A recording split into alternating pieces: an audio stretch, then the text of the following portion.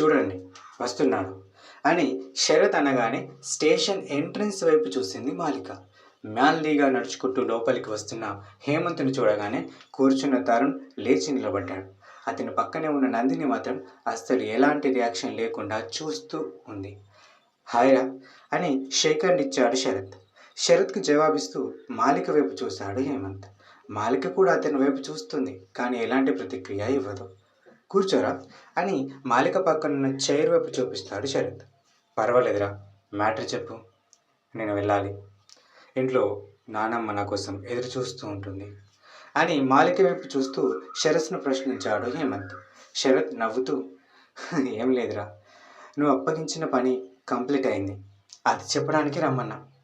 టైంకి నా ఫోన్ దొరకలేదు, అందుకే మాలిక ఫోన్తో కాల్ చేశా అని ఆగిపోయి, ఈమె మాలిక వాళ్ళ సిస్టర్ నందిని అని నందిని వైపు చూపిస్తాడు.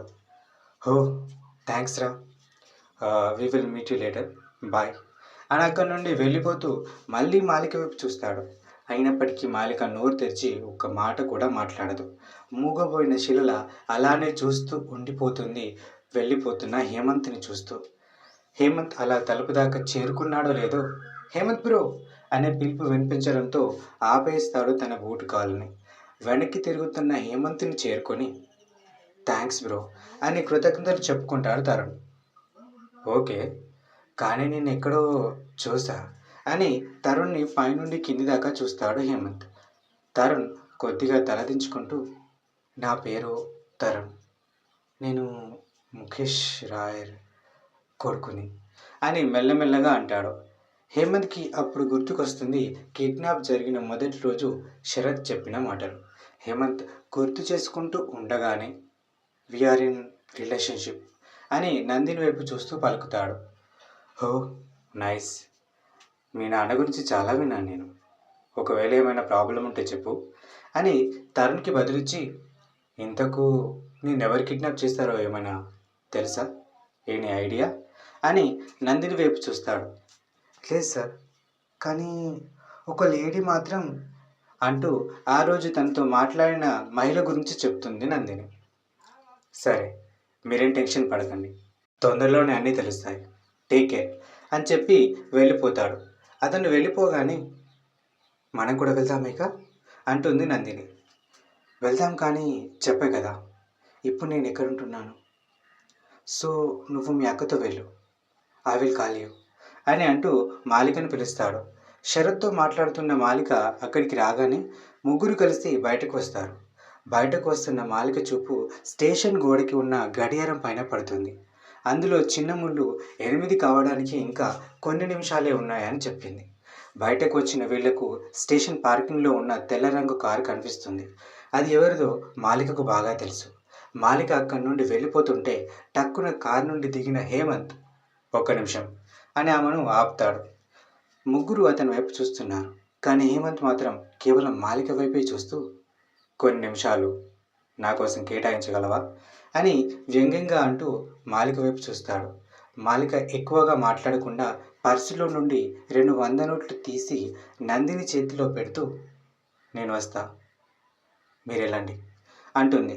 నందిని మాలిక వైపు తీక్షణంగా చూస్తూ, ఓకే ఫాస్ట్గా రా అండ్ జాగ్రత్త అని మాలిక చేతి నుండి ఆ నోట్స్ని తీసుకుంటుంది. వీస్తున్న గాలికి తీగకు ఉన్న తెల్లని పువ్వులు అటు ఇటు ఊగుతున్నాయి. ఆకాశంలో నుండి కురుస్తున్న వెన్నెల ఆ తీగకు ఇంకా అందాన్ని అద్దుతుంది. సిటీలోని ఫేమస్ రెస్టారెంట్ ఓపెన్ ప్లేస్లో అక్కడక్కడ మనుషులు తిరుగుతూ కనిపిస్తున్నారు. అందులో మాలిక అండ్ హేమంత్ ఒక చోట నిలబడి ఉన్నారు. గొంతు సవరించుకుంటూ, చాలా బిజీ అయిపోయినట్టున్నా అని మొదలుపెట్టాడు హేమంత్. తెల్లని పువ్వుని కోస్తూ, చాలా అని కాదు, కొంచెం, మళ్ళీ ఇంకో జాబ్ వెతుక్కోవాలి కదా అని అతని వైపు చూస్తుంది. ఇప్పుడున్న జాబ్ రిజైన్ చేసావా అని అతను కూడా ఆమె వైపు చూశాడు. మాలిక వెంటనే తన చూపులను పక్కకి తిప్పుతూ, చేయలేదు, చేయాలి అని బదులిస్తుంది. ఆమె కన్నులోకి సూటిగా చూడడానికి ట్రై చేస్తూ, వై, ఈ జాబ్ నీకు నచ్చలేదా అన్నాడు హేమంత్. ఆమె జవాబు ఇవ్వలేదు. మౌనమే అంగీకారం అనుకోవచ్చా లేకపోతే జాబ్ నచ్చిన ఆ ఇంట్లో జాబ్ చేయడం ఇష్టం లేదా అని సూటిగా అడిగేస్తాడు. మాలిక అక్కడి నుండి 2 అడుగులు ముందుకు వస్తూ, మీరెలా అనుకున్నా నాకు నష్టం లేదు. మాలిక అక్కడి నుండి 2 అడుగులు ముందుకు వస్తూ, మీరు ఎలా అనుకున్నా నాకు నష్టం లేదు. మాలిక ఆ మాట అనగానే అతనికి ఏం మాట్లాడాలో అర్థం కాదు. వెంటనే మాలిక వైపు చూస్తాడు. ఇప్పుడు అతని కన్నుల్లో ఒక బాధ తొణికిసలాడుతుంది. కానీ అది మాలికకు అర్థమైనట్టుగా అనిపించటం లేదు.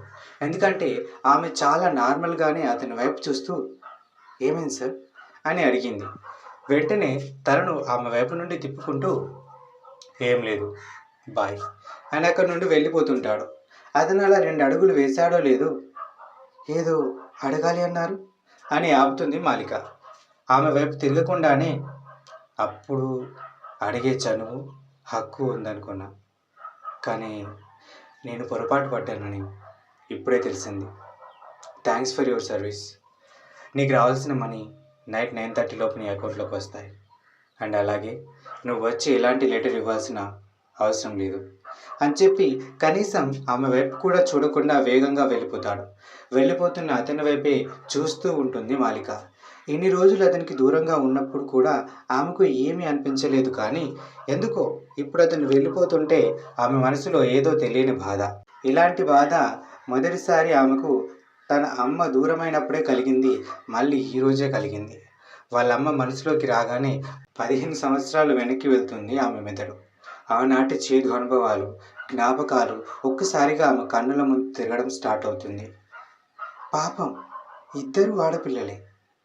ఈ వయసులో అమ్మ దూరం అయితే వాళ్ళ మంచి చెడులు ఎవరు చూసుకుంటారో ఏమో అని గేట్ దాటి లోపలికి వస్తూ అంది ఒక మహిళ. ఆమె పక్కనే నీలం రంగు చీర కట్టుకున్న ఇంకొక ఆమె, ఎవరేంటి, వాళ్ళ నాన్న ఉన్నాడు కదా, అతను చాలా మంచోడు, అన్నీ చూసుకుంటాడు అని ఆమె ముందు కనిపిస్తున్న మనుషుల వైపు చూసింది. పురుషోత్తం ఇంటి గేట్ బయట నుండి లోపలి వరకు ఎవరిని చూసినా ఇవే మాటలు మాట్లాడుతున్నారు. ఎందుకంటే పురుషోత్తం వాళ్ళ ఇంటి ముందు తెల్లని బిస్తర్ పైన ఒక మహిళ శవం పడుకోబెట్టి ఉంది. ఆమె ఎవరు కాదు, మాలిక వాళ్ళ అమ్మ.